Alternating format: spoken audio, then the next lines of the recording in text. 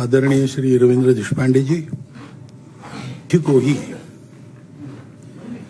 आज का कार्यक्रम यहाँ संपन्न हो रहा है पुणे में ही, जहाँ उनका देहावसान हुआ।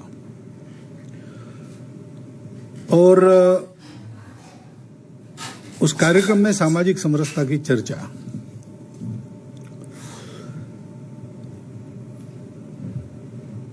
तो ये सारी बातें एक औचित्य में बंधी है, क्योंकि ठेंगड़ी जी का पूरा जीवन, उसमें पहले से अंत तक अगर कोई जो काम उन्होंने बिल्कुल सार्वजनिक कार्य में पहले शुरू किया और अंतिम श्वास तक जारी रखा, वो है समरसता का, विषमता निर्मूलन का। जैसा बताया कि अनेक संगठनों के लिए उन्होंने एक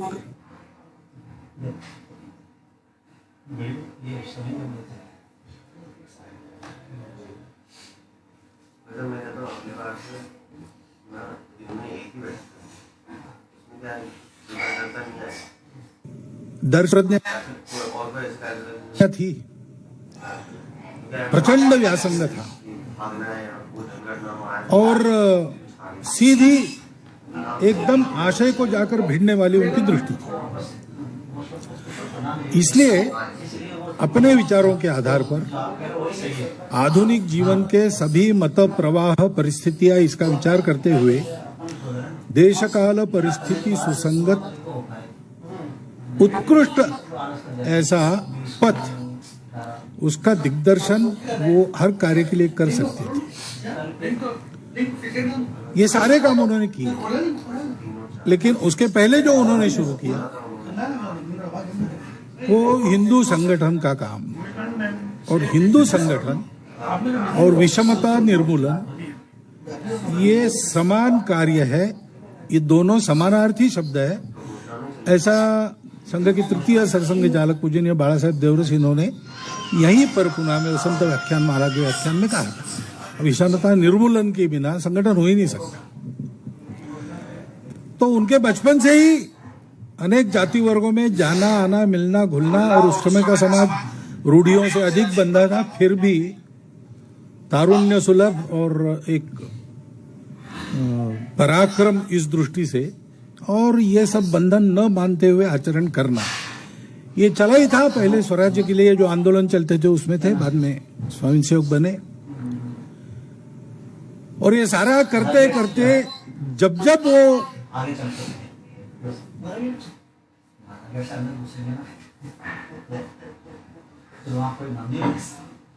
ये जितना उन्होंने काम किया जीवन भर, वो सारा इस सूत्र को शुरू रखते हुए किया, इसको कभी छोड़ा नहीं। और अपने देहावसान के कुछ दिन पहले जो पुस्तक उन्होंने लिखकर पूर्ण की थी वो सामाजिक समरसता की यात्रा यही थी। तब तक वो चिंतन उनका चलता था। तो उनके जीवन का एक तरह से ये आधार स्वर रहा है। इसलिए उनके पुण्यतिथि पर किसी बात की चर्चा करना हो, पुण्यतिथि का निर्धारण ही सामाजिक समरसता दिवस इस नाते किया गया है, और वो अत्यंत औचित्यपूर्ण भी है।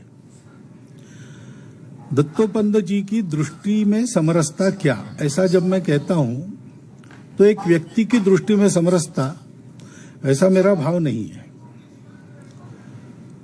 और दत्तोपंत जी के बारे में अगर बोलना है तो 14 अप्रैल को सामाजिक समरसता मंच की स्थापना हुई, उसके एक वर्ष बाद के 14 अप्रैल को उनका जो यहाँ भाषण हुआ,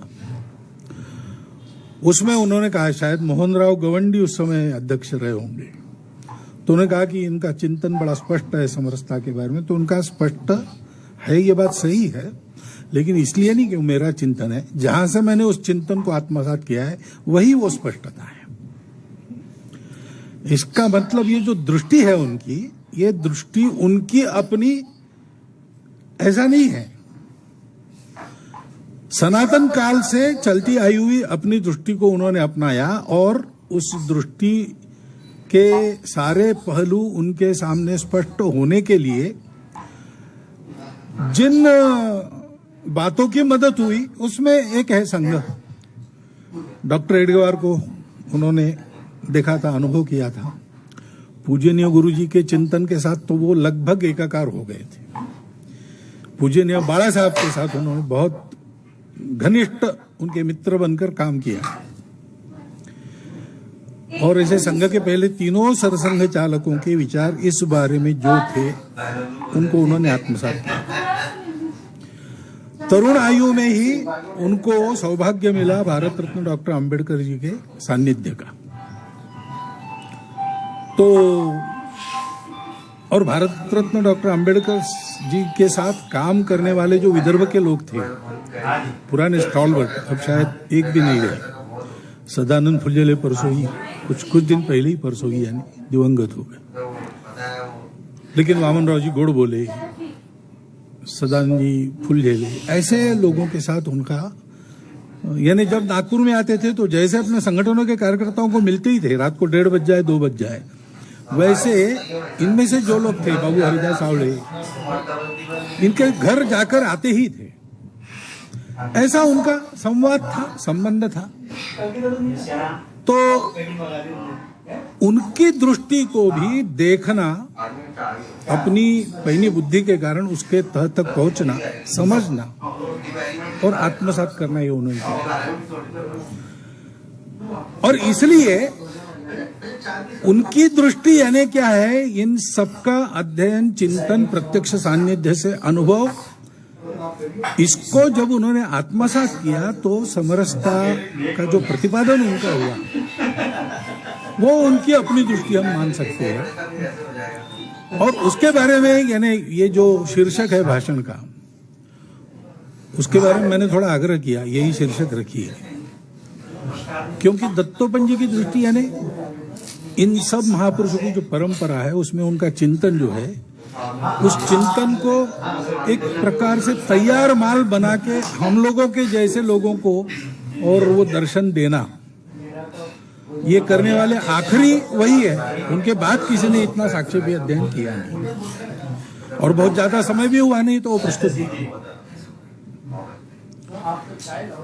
तो उस सामाजिक समरसता का चिंतन दत्तोपंत जी की दृष्टि में, यानी उनके अपने प्रज्ञा को, उनके अपने अनुभव को, ये जो प्रतीत हुआ समरसता का, ये जो चिंतन चला है, विषमता निर्मूलन के जो सारे प्रयास चले हैं, वो उनकी दृष्टि, यानी वास्तव में वो उनकी नहीं है। वो अभी तक इस विषय में यहाँ पर जो भी कार्य हुआ है, उन कार्य के धुरियों की और जो चिंतन की धारा थी वही है। उन्होंने उसको अलग नहीं माना। दिखने में अलग दिखते ही है, डॉक्टर एडगवार और भारत रत्न डॉक्टर अंबेडकर तो एकदम अलग ही दिखते हैं। एक राजनीति से बिल्कुल बाहर है, एक राजनीति में है, एक हिंदुओं का संगठन कर रहे हैं, दूसरे अपने अनुयायियों के साथ दीक्षा परिवर्तन कर रहे हैं। लेकिन दत्तोपंत जी मानते थे कि ये प्रस्थान बिंदु अलग होने से ऐसा है, गंतव्य तो सबका ही है। निकले कहां से, मुंबई से पुणे आना है और नागपुर से पुणे आना है, तो आने वाले परस्पर विरुद्ध दिशा में चल रहे, ऐसे ही दिखेगा, लेकिन आएंगे तो एक ही जगह। और ये वो जानते थे, क्योंकि वो एक बताते थे बार बार कि उन्होंने पूछा था कि ये आप दीक्षा परिवर्तन कर रहे, तो आपको पता नहीं है कि हम लोग हिंदू समाज में से ये सारी गलत बातें हटाने के लिए प्रयास कर रहे हैं। तो वो कहते थे, बताते थे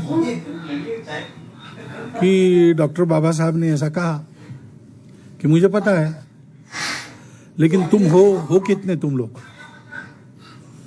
एक एक हृदय में मातृभूमि के प्रति भक्तिभाव जगाकर वगैरह कितना समय लेगा, और तुम्हारा प्रभाव क्या है, और इन मामलों में तुम्हारी कौन सुनता है, सुनता तो धर्माचार्यों की है। मेरा समाज जल्दी में वो रुकने के लिए तैयार नहीं है, मुझे उसको ऐसा रास्ता देना है जिससे वो विषमता से भी मुक्त हो और देश के साथ भी बना रहे। उनके दृष्टि में ये बात स्पष्ट थी कि इन सब लोगों ने एक ही हेतु मन में रख के काम किया है। रास्ते सबके अलग अलग है क्योंकि प्रस्थान बिंदु सबके अलग अलग है। किसी के भी मन में देश का कुछ अहित करने की बात बिल्कुल, या देश का विचार नहीं करना, ऐसी बिल्कुल बात नहीं थी। उल्टा देश का विचार मन में था, इसीलिए ये काम उन्होंने किया।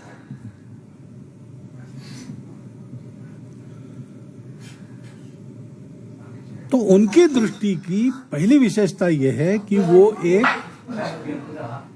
सबके अलग अलग क्रियाकलापों में और अलग अलग प्रकार के प्रतिपादन में भी समन्वय का एक सूत्र ढूंढने वाली अपनी देश की सूत्र वो दृष्टि है। दूसरी बात है कि वो दृष्टि अत्यंत प्रामाणिक है। मैं क्यों कह रहा हूं कि पॉलिसी के नाते इस विषय का उपयोग करना, विषमता निर्मूलन, समरसता वगैरह, ये प्रयास हो सकते हैं, हो भी रहे, और राजनीति है और स्वार्थ है तो उसमें लोग उपयोग करेंगे। वो चलन है, वो जब बदलेगा बदलेगा, लेकिन उस चलन में जो लोग बह रहे हैं वो करेंगे। लेकिन उसके कारण समाज में कौन समरसता के लिए समरसता की बात कर रहा है और कौन उसका उपयोग कर रहा है, ये ढूंढना पड़ता है, ये देखना पड़ता है। दत्तोपंत जी की दृष्टि शुद्ध साफ प्रामाणिक थी। ये उनकी पॉलिसी नहीं थी, ये उनके जीवन की श्रद्धा थी। जैसे ये डॉक्टर हेडगेवार की जीवन की श्रद्धा थी, बाला साहब के गुरुजी के जीवन की श्रद्धा थी, भारत रत्न डॉक्टर बाबा साहब आम्बेडकर के जीवन की श्रद्धा थी, वैसे समरसता, विषमता निर्मूलन, समता युक्त शोषण मुक्त समाज, ये उनकी श्रद्धा थी, पॉलिसी नहीं।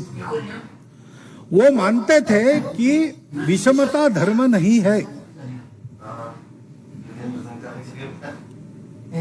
विषमता अगर है तो उसको हम धर्म नहीं कहेंगे। वाला साहब ने जैसे कहा था कि अगर विषमता गलत नहीं है ऐसा कहेंगे आप, तो मैं मानता हूं कि फिर दुनिया में कुछ भी गलत नहीं है। अस्पृश्यता अगर गलत नहीं है तो कुछ भी गलत नहीं है। ये उनकी साफ कल्पना थी। धर्म यानी समाज की धारणा करने वाला, जोड़ने वाला, उन्नत करने वाला। जोड़ने वाला जो है उसमें छुआछूत कैसे हो सकती, ऊंच नीच कैसे हो सकता, भेदभाव कैसे हो सकता। अगर वो होता है तो वो अधर्म का इन्फेक्शन है, उसको लॉक स्टॉक एंड बैरल उखाड़ कर फेंक देना चाहिए। उनकी श्रद्धा थी। वो ये भी मानते थे कि देश की उन्नति, हिंदू संगठन, इन सारे विषयों के लिए ये कंडीशन प्रेसिडेंट है। बिना उसके देश खड़ा नहीं हो सकता। वो अब्राहम लिंकन का प्रसिद्ध वाक्य है, a divided house, a house divided against itself can not stand. वो कहते थे कि ऐसे हो नहीं सकता। समाज का एक वर्ग वो अलग है, दूसरा वर्ग अलग है, दोनों में ऊंच नीच, भेदभाव, अस्पृश्य सब चल रहा है, ये देश खड़ा ही नहीं होगा।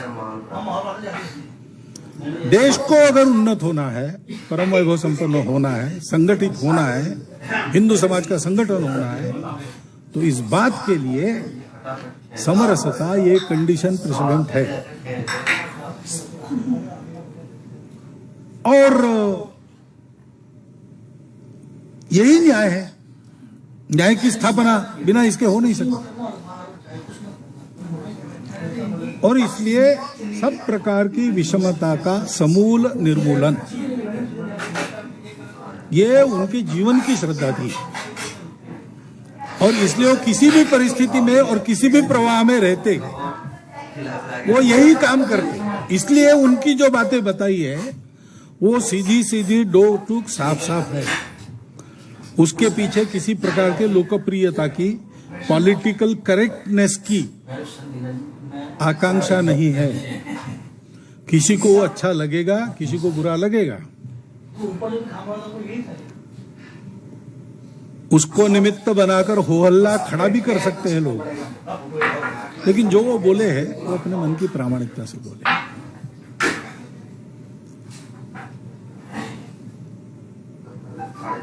तो ऐसी एक प्रामाणिक श्रद्धा लेकर उन्होंने ये प्रतिपादन किया है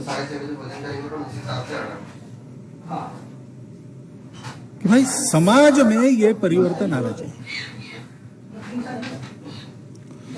संविधान सभा के भाषण में डॉक्टर बाबा साहब ने भी ये कहा था कि now we are entering in an era of contradictions. ऐसी शुरुआत थी, अंग्रेजी में भाषण था। कहते थे कि अब नए संविधान के तहत हमने राजनीतिक और आर्थिक स्वतंत्रता लाने वाले नियम बनाए हैं, वो धीरे धीरे उसके कारण ये होगा, लेकिन एक तरफ आर्थिक और राजनीतिक स्वतंत्रता है और दूसरी तरफ सामाजिक स्वतंत्रता नहीं है, समता नहीं है। ये अगर समता शीघ्रातिशीघ्र हमने लाई नहीं तो ये आर्थिक और राजनीतिक सुधार इतने वर्षों से अन्यायग्रस्त समाज का समाधान नहीं कर सकेंगे, और वो अगर गुस्सा हो गया तो ये सारा ध्वस्त हो जाएगा, कोई बचा नहीं सकेगा इसको। आगे उन्होंने ये कहा कि इसलिए हमको ध्यान में देना चाहिए कि वो बंधुभाव नाम का जो तत्व है, स्वातंत्र और समता एक साथ नहीं आते, उसके लिए बंधुभाव आवश्यकता है। और ये तत्वत्रयी अपने यहाँ के विचार के है, मैंने वो फ्रांस के राज्य क्रांति से नहीं ली, तथागत के विचार से ली। उस बंधुभाव का ध्यान रखना चाहिए। इतने दिन अनेक जातियों के कलह में हमने अपने स्वातंत्र को खो दिया था, महत प्रयास से वापस मिला है। उन जातियों में और एक एडिशन हो गई है, अब नए राजनीतिक दल। तो ऐसी परिस्थिति में अगर हमने इस बंधुभाव को बनाने पर ध्यान नहीं दिया तो आगे आने वाला समय कठिन हो सकता है, और बंधुभाव ही धर्म। अब देखिए, बंधु भाव ही धर्म, अमुक नियम अमुक पुस्तक ये धर्म नहीं है। अपने यहाँ ऐसा मानते हैं धर्म के दो अंग हैं, शाश्वत धर्म और आचार धर्म। आचार धर्म युगानुकूल होना पड़ता है, उसको बदलना पड़ता है, मूल्य कायम रहते। हिंदू कोड बिल पर बोलते समय डॉक्टर बाबा साहब ने यह भी कहा कि आप लोग मुझे क्या धर्मद्रोही मैं धर्म का द्रोह। आप धर्म किसको मानते हो, वैल्यूज को कि कोड को? कोड बदलता है, मैं कोड को धर्म नहीं मानता, मैं मूल्यों को धर्म मानता हूं। हिंदू धर्म के सारे मूल्यों का रक्षण करते हुए मैंने नया कोड बनाया।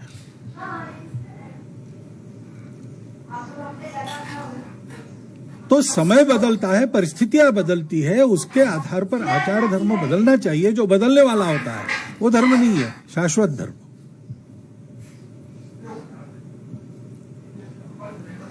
वो शाश्वत धर्म क्या है? बाबा साहब कहते हैं बंधुभाव। संघ कहता है सामाजिक समरसता। वो भी भाव है, भाव ही है, वो कानून नहीं है, वो रीति रिवाज नहीं है, वो रूढ़ी कुरीति परंपरा नहीं है, वो कोड नहीं है, वो है मन की भावना। समाज के मन में ये भावना परिप्लुत हुए बिना फल नहीं मिलता है। नियम खूब बनेंगे, कई प्रकार की बातें होगी, लेकिन मन में नहीं है तो आचरण नहीं होगा। और सामाजिक समरसता ये भाषण का विषय नहीं है, ये आचरण का विषय है। वो कहते हैं सामाजिक समरसता मंच के कार्यकर्ताओं को कि हम बहुत महान कार्य कर रहे वगैरह, ऐसा मत समझना। कोई महान कार्य वगैरह हम नहीं कर रहे, हम एक सामान्य काम कर रहे हैं, धीरे धीरे इसको करना है और पूर्ण करना है। वो क्या है? अपना आचरण बदलना। विषमता की भावना मन में होने के कारण अपने आचरण में जो विकृति आई है, उस भावना को अपने मन से हटाने का प्रारंभ करते हुए धीरे धीरे संपूर्ण समाज प्रकृति दत्त जितने विविधता हम में रखी है वो होने के बावजूद आत्मवत सर्वभूतेषु देखता है। उस भावना के आधार पर अपना आचरण करना, जो तत्व में है उसको व्यवहार में लाना, तत्व के अनुसार व्यवहार करना। अपने व्यवहार के सुविधा के लिए तत्वों को गलत आचार का रूप देना, ऐसा नहीं करना। ये बात कई बार उन्होंने स्पष्टता पूर्वक सब जगह रखी और इसलिए वो कहते थे कि समरसता के बिना समता संभव नहीं। समता लाने का प्रयास तब होता है प्रामाणिकता से जब उसके पीछे समरसता रहती है, अपनापन रहता है, बंधुभाव रहता है। मेरा अपना है इसलिए उसका ठीक मैं जैसा हूं वैसा उसको होना चाहिए। वो मेरे से पीछे नहीं रहना चाहिए, मेरे साथ चलना चाहिए। इसमें अगर मुझे झुकना पड़ता है तो मैं झुकूंगा। दीनदयाल जी उत्तर प्रदेश के देहात में एक बार नानी के साथ जा रहे थे पैदल, वही नाली जैसा गड्ढा था एक खेतों के इसमें, तो गिर गए। तो नाना जी और एक दो लोग थे साथ में, तो एक उसमें किशोर तरुण था, वो आ गया। तो दीनदयाल जी ने कहा कि भैया तुम झुको ना तब मैं ऊपर आ सकूंगा, तुम्हारा हाथ पकड़ के आऊंगा ना मैं। ऊपर आने के बाद उन्होंने नाना जी कहा कि ये उत्थान की रीति होती है, जो ऊपर है उन्होंने झुकना है, जो नीचे है उन्होंने अपना हाथ ऊपर करना है, एड़िया ऊंची उठाना, उन्होंने ऊपर आने का प्रयास करना है। इन दोनों के मन में जब एक भावना होती है, नीचे वाले कहते हमको ऊपर आना है, ऊपर वाले कहते हैं आपको हमको ऊपर लेना है, और वो खुद झुकते हैं और ऊपर लेते हैं, तब समाज का उत्थान होता है। इस कृति में सामाजिक समरसता का पूरा तत्वज्ञान आ जाता है। ये कहानी दत्तोपंत जी के मुख से मैंने बार बार सुनी। इस दृष्टि से सारे क्रियाकलापों को देखते हैं तो समता का सामाजिक, आर्थिक, राजनीतिक जीवन में लाना ये अधिक सरल, सुकर होता है। और इसलिए ये काम करना है, ये काम करते समय ध्यान में रखना है, ये काम क्यों करना है? ये काम देश के लिए करना है। हम एक देश के पुत्र हैं, हम भारत माता के पुत्र हैं, हम भाई भाई हैं। ये बंधुभाव की बात अगर नहीं है तो मैं किसी के लिए प्रयास क्यों करूं? समाज में न्याय स्थापन होना चाहिए, इसको मैं मान्य क्यों करता हूं? इसलिए करता हूं कि मुझे दर्द होता है, मेरे जैसा ही कोई अन्याय से ग्रस्त होता है तो मेरे हृदय में दुख होता है। ये नहीं होना चाहिए ऐसा लगता है। ये जो लगता है वो समरसता के कारण लगता है। अगर समरसता नहीं है तो survival of the fittest, struggle for existence, ये दुनिया का नियम है, कौन किसको दोष दे सकता है? जंगल का कानून है, दुनिया है नहीं। ऐसा हम नहीं सोचते, हम सोचते हैं विषमता का पूर्ण निर्मूलन होना चाहिए। इसका कारण है समरसता। और इसलिए हमारा ये रिश्ता क्या है? एक अद्वैत का साक्षात्कार आपने बताया, वो एक आध्यात्मिक बात है, लेकिन वो इसी भूमि की बात है। संपूर्ण अस्तित्व के एक रस का ज्ञान भारत में हुआ, भारत ने विकसित किया, भारत से सारी दुनिया में गया। और इसलिए दुनिया में विषमता निर्मूलन का जो तत्वज्ञान है वो कुछ भौतिक बातों पर जितना आगे चल सकता है उतना चल सकता है। साम्यवादी जिनको कहा जाता है वो साम्य की बात करते हैं, लेकिन पहले दो वर्गों में बांट देते हैं, जिनके पास है, जिनके पास नहीं है। ठीक है, न्याय लाना है तो ये वर्ग करने ही पड़ेंगे। लेकिन जब सर्वहारा की डिक्टेटरशिप स्थापन होती है तो उसके बाद सर्वहारा यानी कौन? पीड़ित शोषित नहीं, सर्वहारा यानी पार्टी। और पार्टी यानी कौन? पार्टी में उस समय जो गुट प्रभावी है वो, और वो गुट यानी कौन? उसका जो प्रमुख है वो। ऐसे हो जाता है।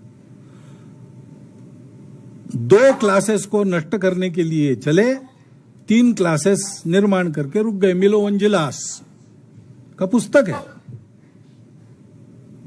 उसका भी संदर्भ दत्तोपंत जी के बताते मैंने बार बार आ जाता था।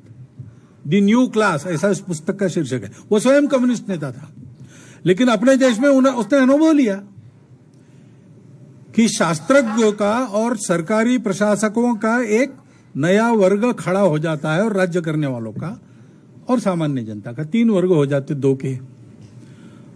और जिसके शोषण को हटाने के लिए ये सारा हुआ, वो शोषित पीड़ित रहते, उनकी संख्या और बढ़ जाती। क्योंकि इन सब बातों के लिए जो आधार चाहिए वास्तवता का, सत्य का, वो सत्य क्या है? सत्य ये है, सबके हृदय में एक ही है, और इसलिए किसी को दूसरे को छोटा बड़ा कहने का कोई अधिकार नहीं। हम सब समान हैं। धर्म के 4 पैर होते हैं ना, उसमें पहले 2 है सत्य और करुणा। ये जहां नहीं है वो धर्म नहीं है। और इसलिए धर्म के आधार पर डॉक्टर बाबा साहब अम्बेडकर ने कहा कि मार्क्सवाद नहीं चाहिए, केवल रोटी पर जीवन नहीं चलता, मनुष्य को धर्म की आवश्यकता रहती है। और धर्म का अपने यहां भागवत में वर्णन है, 4 पैर है, सत्य, करुणा, तपस और शुचिता। उसमें पहले 2 तो यही है। सत्य क्या है? सत्य तो यही है कि एक ही से हम सब निकले हैं, हम अलग हो ही नहीं सकते, हम ऊंच नीच हो ही नहीं सकते। अगर हमारा स्वत्व देखना है तो सबकी क्वालिटी एक है। और ये मायामय जगत के ऊपर के जो संभार है, शरीर, मन, बुद्धि, वस्त्र, स्टेटस, जन्म आदि आदि, उसके आधार पर इस एक रस को झुठला के आदमी को अलग कहना, गलत कहना, नीचा कहना, ऊंचा कहना, ये अधर्म है।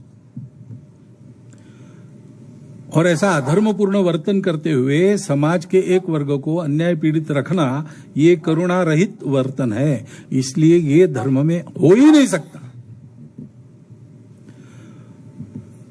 देश को बड़ा करना है, इसलिए समरसता का काम करना है, और धर्म का आधार नहीं छोड़ना है। धर्म का आधार इन्हें पूजा की बात नहीं कर रहा हूं मैं। कृपया आप इस धर्म को रिलीजन मत मानिए, देवी देवताओं की पूजा मत मानिए। ये धर्म हमारा, ये हमारा स्वभाव है, हमारी संस्कृति है। जिससे हम दूर हुए तब ये रूढ़ियां घुसी और उसने हमारा घात किया। उससे मुक्त होना है, देश के लिए होना है। देश के लिए होना है तो देश के टुकड़े होंगे, इस रास्ते से जाने से नहीं चलेगा।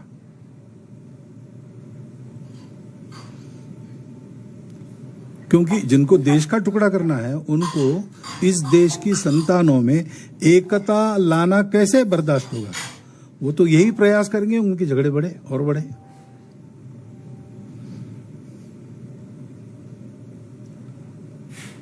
और इसलिए कहां जाना है उसका निर्णय जब बाबा साहब ने किया, वो स्पष्ट किया बिल्कुल। इस हिंदू नाम से मेरे बांधवों को मैं बाहर निकालूंगा, लेकिन वो भारत के ही बने रहेंगे। क्या उनका चिंतन था?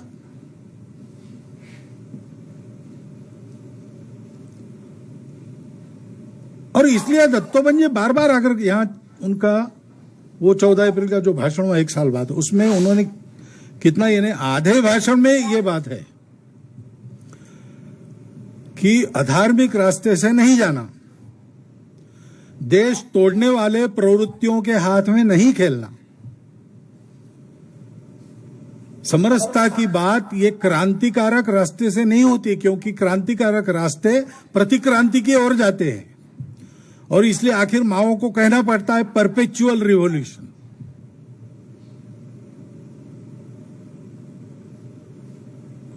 क्योंकि क्रांति से समता नहीं आती, क्योंकि जो क्रांति में यशस्वी होते हैं और शोषण हटाने के लिए सत्ताधारी, वही फिर वेस्टेड इंटरेस्ट वाले बन जाते हैं, और वो फिर शोषण करने लगते हैं। फिर नई पीढ़ी को फिर से एक क्रांतिकारी आंदोलन करना पड़ता है, उनको हटाना पड़ता है, ये वहां जाके बैठते, उनका भी वही होता है। ऐसे चलते रहता है। क्रांति से परिवर्तन नहीं आता, क्रांति से उथल पुथल जरूर होती है, परिवर्तन नहीं आता। परिवर्तन लाने के लिए संक्रांति चाहिए, उसके लिए समझाने का तरीका है, बताने का तरीका है, तोड़फोड़ का तरीका नहीं है। और इसलिए संविधान सभा के भाषण में डॉक्टर बाबा साहब अम्बेडकर ने ये संकेत दिया था कि इसके बाद केवल विधि सम्मत रास्तों से ही हम अपनी समस्याओं का निरसन करें। उन्होंने तो कहा था मैं तो सत्याग्रह को भी मानता नहीं हूं।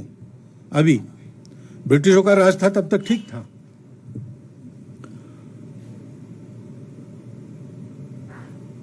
तो जो हिंसा का रास्ता ये करेंगे, भारत के टुकड़े करने की बात करेंगे, हम वहां कैसे जाएंगे?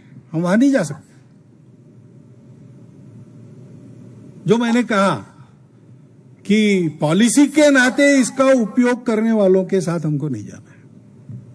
हमको एक काम करना है, हमको अपने देश की विषमता लॉक स्टॉक एंड बैरल उखाड़कर फेंकनी है, और इसका यही रास्ता है, दूसरा नहीं है। समाज में ये परिवर्तन हुए बिना और बाकी जगह परिवर्तन नहीं होता। अनुभव तो हम लेते ही है। कितनी बातें कानून के तहत हुई, आचरण में नहीं आई। कानून एक कहता है, समाज दूसरा करता है, ऐसे भी हो जाता है।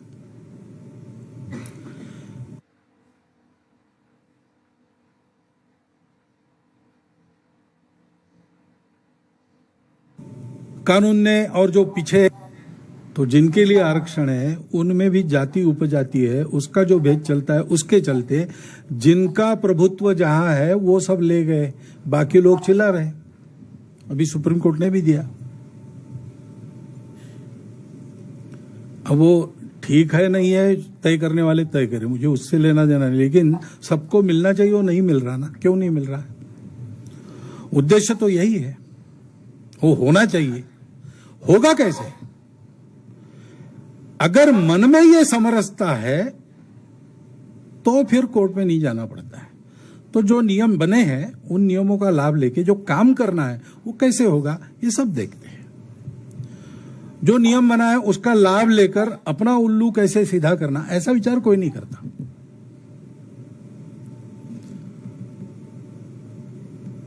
और इसलिए राजनीतिक परिवर्तन ठीक है, वो लाना ही पड़ेगा, ऐसे कानून बनने ही पड़ेंगे, उसको तो हमारा पूरा समर्थन रहता है। दत्तोबन जी का भी रहता था। पूर्ण, निशंक और बिन शर्त, ऐसा हम समर्थन देते। कब तक चलेगा लोग पूछते हैं, हम कहते हैं कि जिनके लिए कानून बने वो तय करेंगे कि अब इसकी जरूरत नहीं, तब जाएगा, तब तक रहेगा। परंतु जिस परिणाम के लिए वो दिए हैं, वो परिणाम आने के लिए ये समरसता चाहिए, बिना उसके नहीं होगा ना। भावना चाहिए। राजनीतिक परिवर्तन आ गया, आर्थिक परिवर्तन भी आ गया, लेकिन मन के भाव नहीं है तो ये दोनों फल तक नहीं पहुंचाते। इनको फल तक पहुंचाने के लिए साथ में सामाजिक परिवर्तन लाना पड़ेगा। सामाजिक परिवर्तन लाने के लिए समरसता का भाव लाना पड़ेगा। ये भावना आने की जरूरत है, और वो भावना आने के लिए एक तो रास्ता है ही प्रबोधन, वो तो करना ही पड़ेगा। इसका जो संवाद चलता है वो संवाद इस सकारात्मक दिशा में आना पड़ेगा। सामाजिक समरसता मंच यही काम करता है। देश में और सामूहिक जीवन में जो दूरियां बनी है वो दूरियां कम करने के लिए मिलकर पर्व, त्योहार, उत्सव सब कुछ मनाने पड़ेंगे।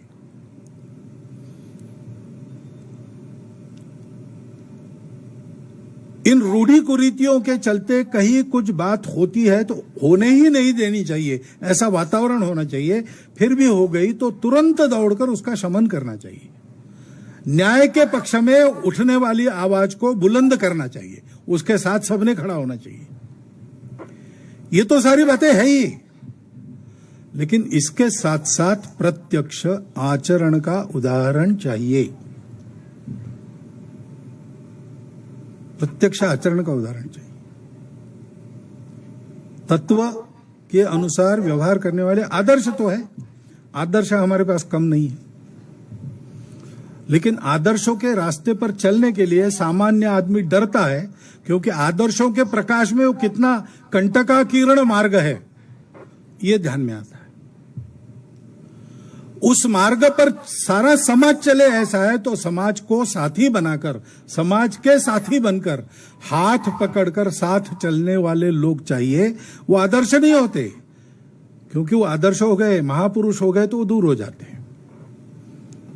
Ideals are like stars which we can never reach, but we can plot our chart according to them.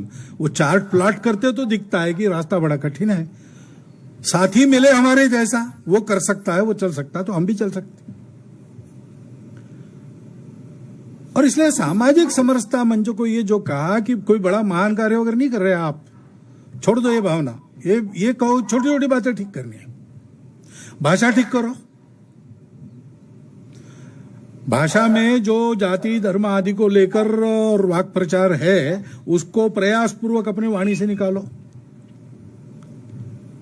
सामाजिक समरसता मंच का काम करते समय भी हम और वो ऐसा मुंह में आ जाता है, समझाने के लिए आता है, भावना ठीक रहती है, लेकिन भाषा मालूम नहीं, तो जो सुनता है वो भावना थोड़ी देखता है, वो तो शब्द सुनता है। शब्द ऐसे को उचित भावना निर्माण करे। जो समाज को सिखाना है वो अपने घर से प्रारंभ करो। रोटी बेटी व्यवहार, बेटी व्यवहार ज्यादा कठिन है। रोटी व्यवहार आजकल समाज में होता दिखता है, लेकिन होता दिखता है यानी इलाज नहीं, वहां होता ही है।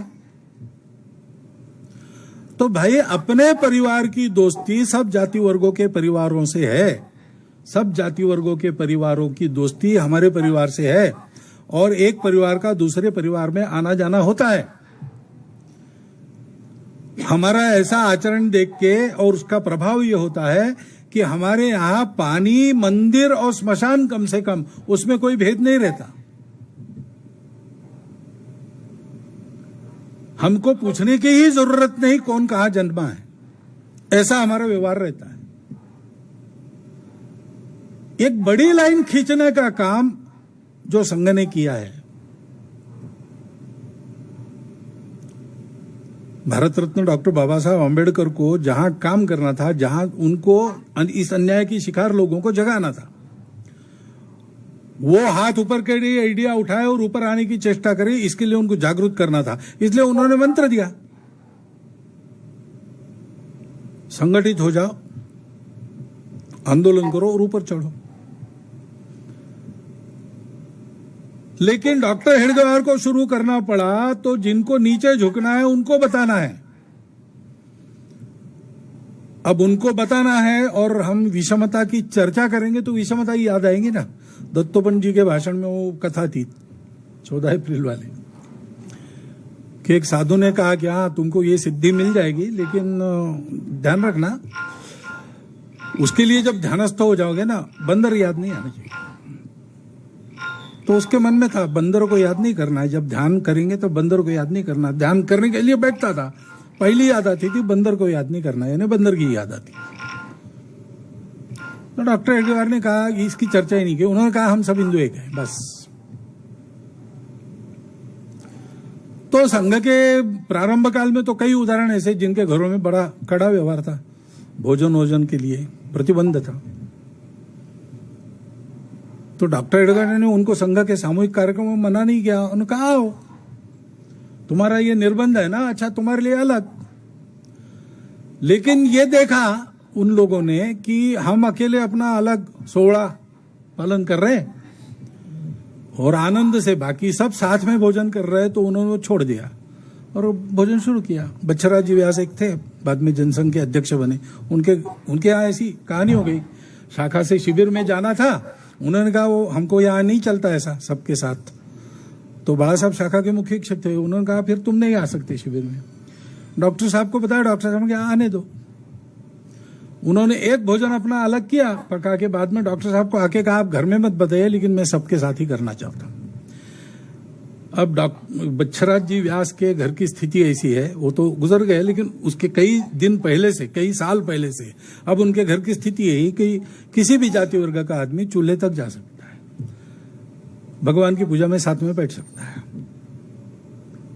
एक घर की बात मैं बता रहा हूं, ऐसे लाखों घर है। एक बड़ी लाइन खींचो, समझाओ, आचरण का उदाहरण रखो। बोलेंगे तो समझ में आएगा, लेकिन करके दिखाएंगे तो करने में लोग लग जाएंगे। करके दिखाओ और बोलने से बाद में समझाओ क्या कर रहे हैं। तो ये समाज के आचरण का वातावरण बनाना,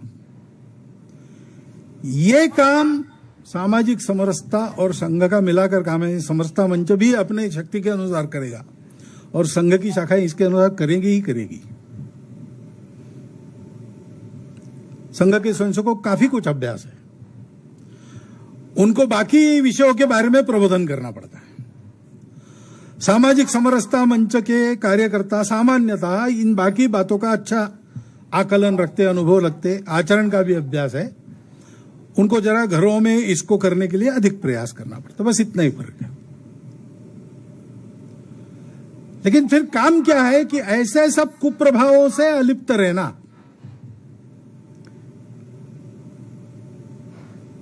जो समता समर्थक है उनको सबको साथ लेना, क्योंकि विषमता निर्मूलन ये किसी पार्टी वार्टी की बपोती नहीं है, ये बपोती नहीं है ने काम कर्तव्य ये सबका है ना भाई। ये कोई किसी, ये मेरे विचारधारा का अमुक मुद्दा ऐसा नहीं हो सकता। ये देश के सामने ये राष्ट्रीय लक्ष्य है। हमारे समाज में विषमता नहीं रहेगी, ऐसा ही देश हमको बनाना है, तो सबको ये करना पड़ेगा। तो इसलिए जैसे दत्तोपंत जी बताते थे कि दीक्षा परिवर्तन के दिन के पहले दिन शाम होटल में रुके थे डॉक्टर साहब और वहां डॉक्टर अम्बेडकर साहब और वहां कार्यकर्ता आए थे। तो दत्तोपंत जी कहते कि मैं वहां और चाय की कप बसे वगैरह उठाने वालों की भूमिका में मैं एक था। तो मैंने सुना है, आई हैव ओवरहर्ड, कि डॉक्टर अम्बेडकर साहब ऐसा बताते थे कि देखो अब हमारा एक बल उत्पन्न हो गया और हमारे शेड्यूल कास्ट फेडरेशन भी हो गया, लेकिन बात ऐसी हो गई है उसके कारण एक जो हमको अपेक्षित नहीं थी कि एक अलग गठ बन गया, यानी हमारे कैंडिडेट को सवर्ण हिंदू वोट नहीं देगा। तो हमको तो ऐसी बात नहीं करनी है, हमको सारे समाज को समता मानने वाला समाज बनाना है। तो इसके आगे हमको ऐसा करना पड़ेगा कि अब हम बौद्ध हो रहे, तो जितने बौद्ध बनेंगे वो तो हमारे साथ है, समता समर्थक। जितने रिपब्लिकन्स है वो हमारे साथ है। तो नॉन रिपब्लिकन बौद्ध भी हमारे साथ आने चाहिए और नॉन बौद्ध रिपब्लिकन्स भी हमारे साथ आने चाहिए। और इन दोनों में नहीं है लेकिन समता समर्थक है, वो भी हमारे साथ आने चाहिए। ऐसे विचारधारा का अंतर होगा, राजनीतिक प्रवाह का अंतर होगा, स्वभाव का अंतर होगा, प्रस्थान बिंदु का अंतर होगा। ये सारी बातें अलग अलग होगी, लेकिन इसका मतलब ये नहीं कि समता स्थापन करने के, समरसता लाने के काम में हम लोग अलग अलग होकर काम करें, इसकी आवश्यकता नहीं है। इस काम को करते समय उन अंतरों को हम अपने घर में रखकर आ सकते हैं और we can resolve those differences.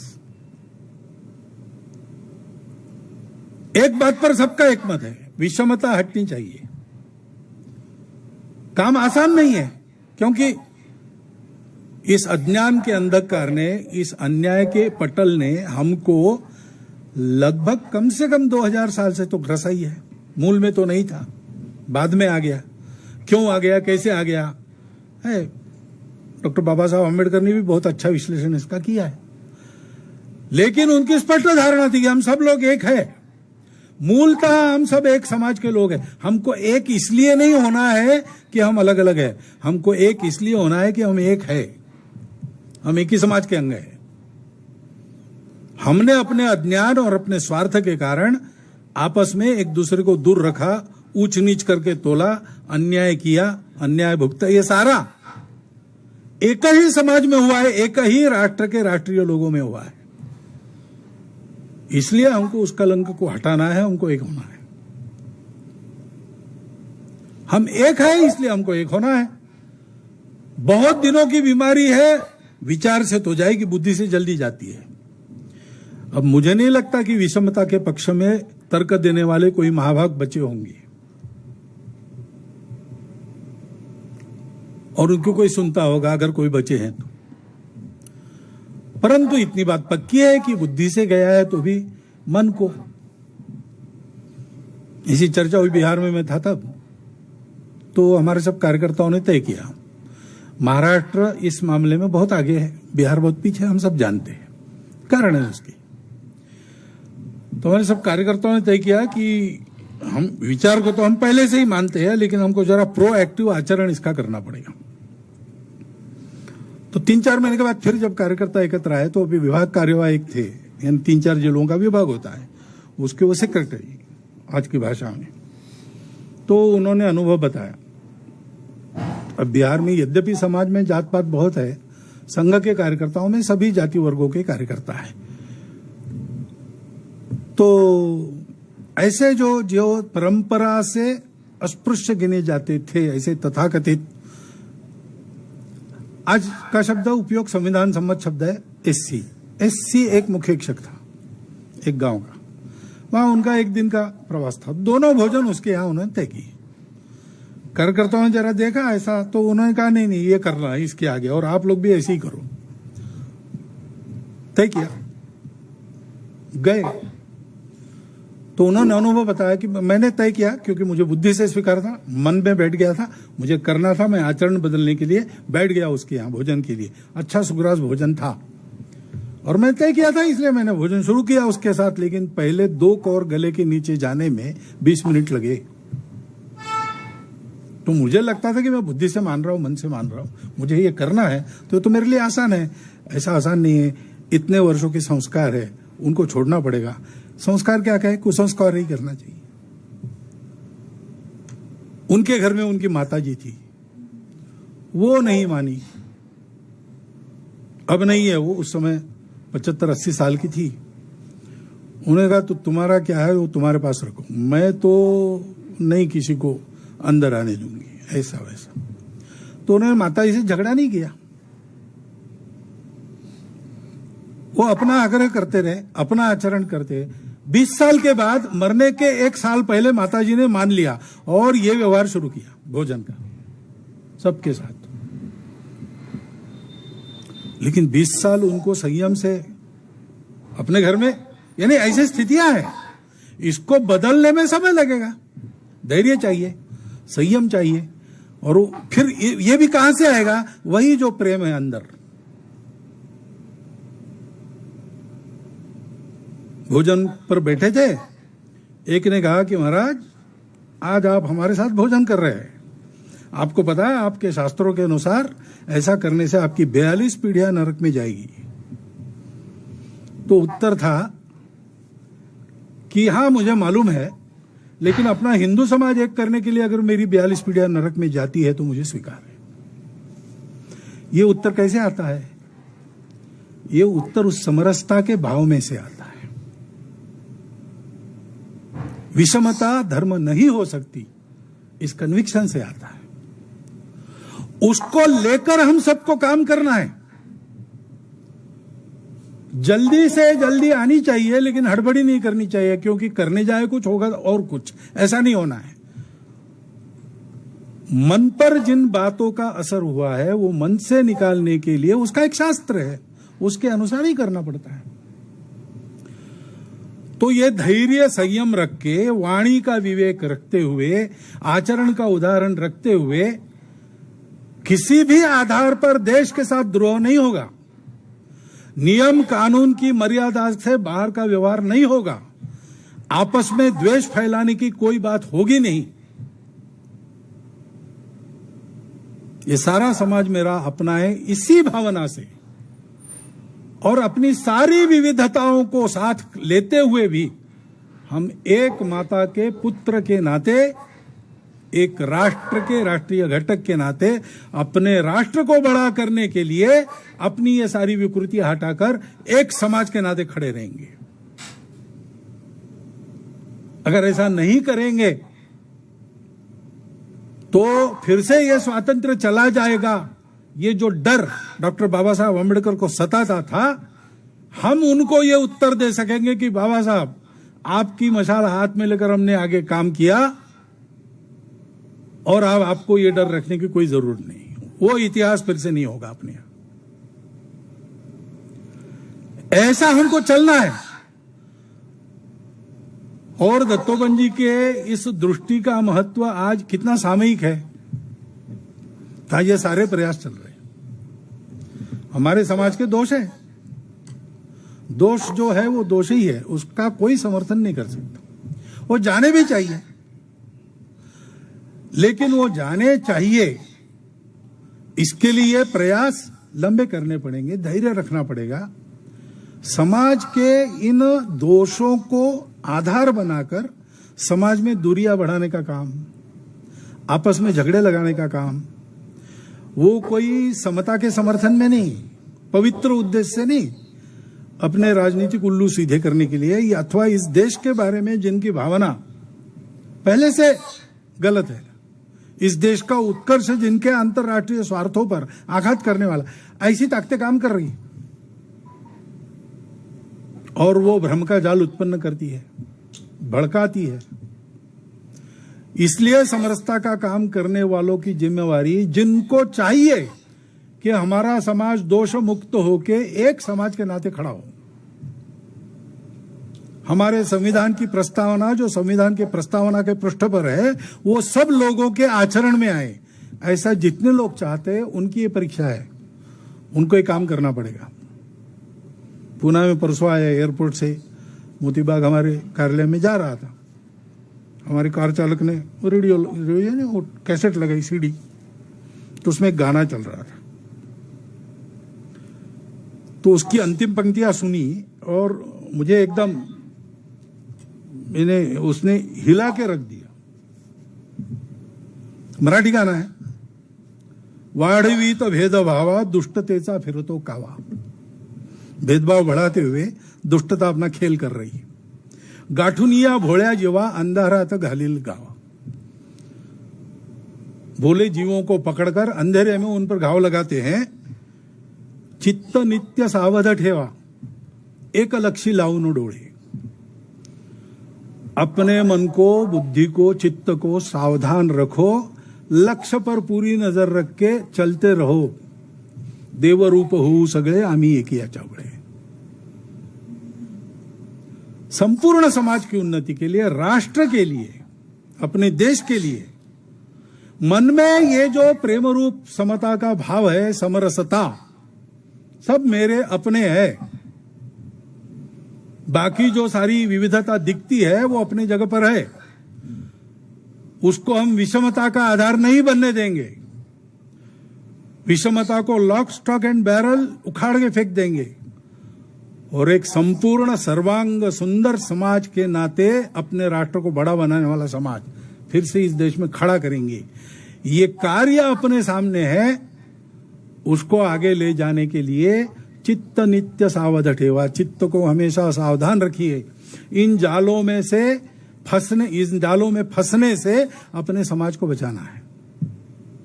उसके लिए हमारा उदाहरण चाहिए, उसके लिए विरोध नहीं चाहिए, उसके लिए हमारे समाज के लिए अपनापन चाहिए। वो अंधेरा है, उसको लाठी मार के कुछ नहीं होगा, वो नहीं जाएगा।